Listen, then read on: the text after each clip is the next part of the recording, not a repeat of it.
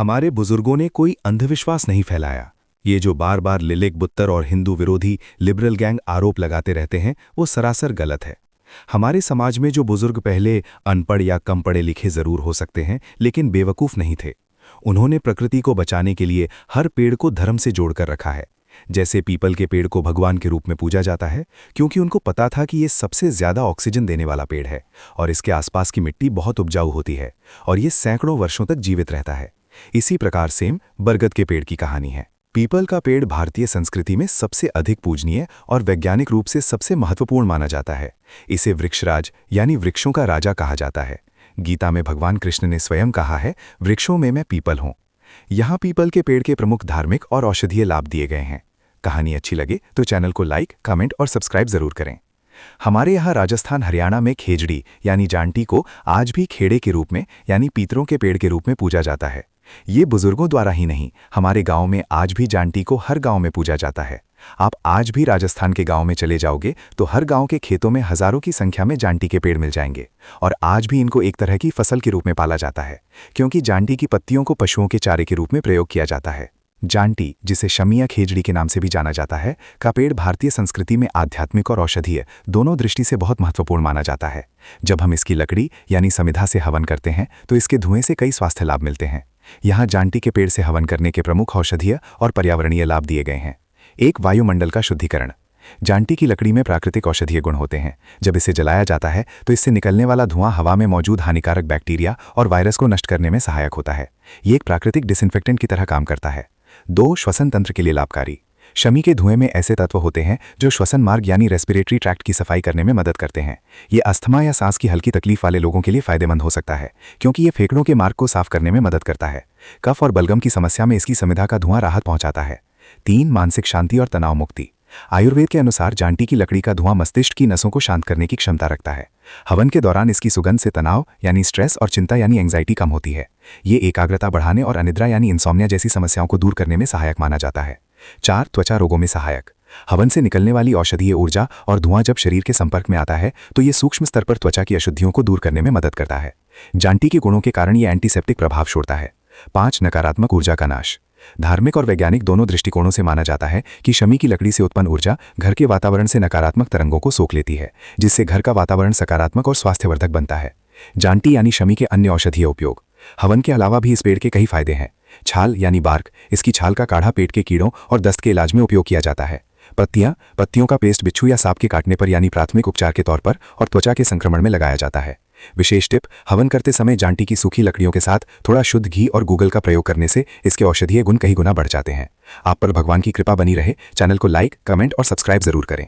इसी तरह नीम के औषधीय गुणों के रूप में प्रयोग किया जाता है। वह सैकड़ों सालों से ऑक्सीजन देने वाला पेड़ है रूप में, तभी तो इनको राजस्थान में माताजी यानी नागणेची, राठौड़ों की कुलदेवी के रूप में पूजा जाता है।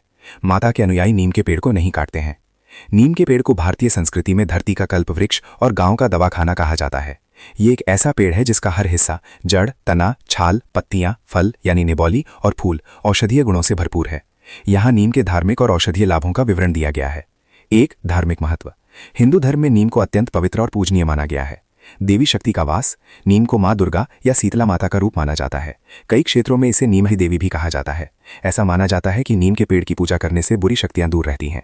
नकारात्मकता का नाश। घर के मुख्य द्वार पर नीम की पत्तियां लटकाना शुभ माना जाता है, जिससे नकारात्मक ऊर्जा घर में प्रवेश नहीं करती।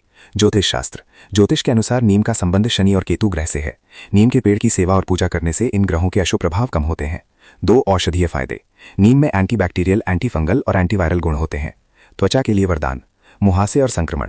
नीम की पत्तियों को पानी में उबालकर उस पानी से नहाने या पत्तियों का लेप लगाने से मुहासे, खुजली और एक्जिमा जैसे चर्म रोग ठीक होते हैं। घाव भरना। नीम के तेल में एंटीसेप्टिक गुण होते हैं जो पुराने घावों को जल्दी भरने में मदद करते हैं। दांतों और मसूड़ों के लिए। दातून। नीम की टहनी से दातून करना दांतों के कीड़ों यानी कैविटी को खत्म करता है और मसूड़ों को मजबूत बनाता है। ये पायरिया जैसी बीमारी में रामबाण है। शुद्ध रक्त और इम्यूनिटी। खून की सफाई। खाली पेट नीम की 2-3 कोमल पत्तियां चबाने से खून साफ होता है, जिससे चेहरे पर चमक आती है। रोग प्रतिरोधक क्षमता। ये शरीर की इम्यूनिटी बढ़ाता है, जिससे मौसमी बीमारियों से लड़ने में मदद मिलती है। मधुमेह यानी डायबिटीज में सहायक। नीम के अर्क का सेवन शुगर लेवल को नियंत्रित करने में मदद कर सकता है क्योंकि ये इंसुलिन की संवेदनशीलता को सुधारता है। 3, नीम का धुआं और वातावरण। जैसे आपने जांटी के हवन के बारे में पूछा था, वैसे ही नीम की सूखी पत्तियों का धुआं करने के भी जबरदस्त फायदे हैं। मच्छर और कीट नियंत्रण। शाम के समय नीम की पत्तियों का धुआं करने से मच्छर और हानिकारक कीड़े भाग जाते हैं। वायु शोधन। ये हवा में मौजूद सूक्ष्म कीटाणुओं को नष्ट कर वातावरण को शुद्ध बनाता है। आप पर मां काली की कृपा बनी रहे। चैनल को लाइक, कमेंट और सब्सक्राइब जरूर करें। विश्नोई समाज को दुनिया के पहले पर्यावरणविद यानी फर्स्ट इकोलॉजिस्ट के रूप में जाना जाता है। प्रकृति और वन्यजीवों के प्रति उनका प्रेम केवल एक परंपरा नहीं, बल्कि उनके धर्म और जीवन जीने के तरीके का मूल आधार है। यहाँ विश्नोई समाज और उनके अद्भुत प्रकृति प्रेम का विस्तृत विवरण दिया गया है। द्वारा बताए गए 29 नियमों का पालन करते हैं। इन नियमों में से मुख्य नियम पर्यावरण संरक्षण से जुड़े हैं। हरे वृक्ष को नहीं काटना, विशेषकर खेजड़ी। जीव हत्या नहीं करना और सभी जीवों पर दया करना। 2. सिर साटे रूख रहे तो भी सस्तो जान। खेजड़ली का बलिदान। विश्नोई समाज के इतिहास में प्रकृति प्रेम का सबसे बड़ा उदाहरण सन 1730 में जोधपुर के खेजड़ली गांव में देखने को मिला। जब जोधपुर के राजा अभय सिंह के सैनिकों ने महल बनाने के लिए खेजड़ी के पेड़ काटना चाहे तो अमृता देवी विश्नोई ने इसका विरोध किया। अमृता देवी ने कहा, सिर साटे रूख रहे तो भी सस्तो जान, यानी अगर सिर कटने के बाद भी पेड़ बच जाए तो ये सौदा सस्ता है। पेड़ों को बचाने के लिए अमृता देवी, उनकी 3 बेटियां और गांव के अन्य लोग पेड़ों से लिपट गए। इस ऐतिहासिक घटना में 363 विश्नोई लोगों ने अपने प्राणों का बलिदान दिया। ये दुनिया के इतिहास में पर्यावरण संरक्षण के लिए दिया गया अब तक का सबसे बड़ा बलिदान है। इसी प्रेरणा से बाद में चिपको आंदोलन शुरू हुआ। 3. वन्य जीवों के प्रति अगाध प्रेम। विश्नोई समाज के लोग जानवरों, विशेषकर काले हिरण यानी ब्लैक बक और चिंकारा को अपने बच्चों की तरह मानते हैं। अनाथ हिरणों का पालन पोषण। विश्नोई समाज की महिलाएं अनाथ हिरण के बच्चों को वन्य जीवों के प्रति अगाध प्रेम।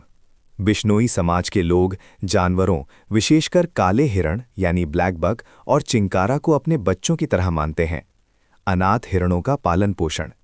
बिश्नोई समाज की महिलाएं अनाथ हिरण के बच्चों को अपना दूध पिलाकर बड़ा करती हैं। ये दृश्य मानवीय करुणा की पराकाष्ठा है। शिकार का विरोध।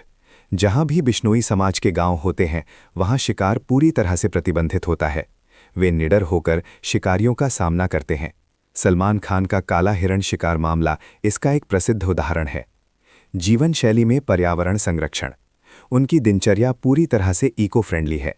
वे जलाऊ लकड़ी के लिए कभी हरे पेड़ नहीं काटते, केवल सूखी लकड़ी का उपयोग करते हैं। वे पानी को छानकर और ईंधन को साफ करके ताकि छोटे जीव ना जलें,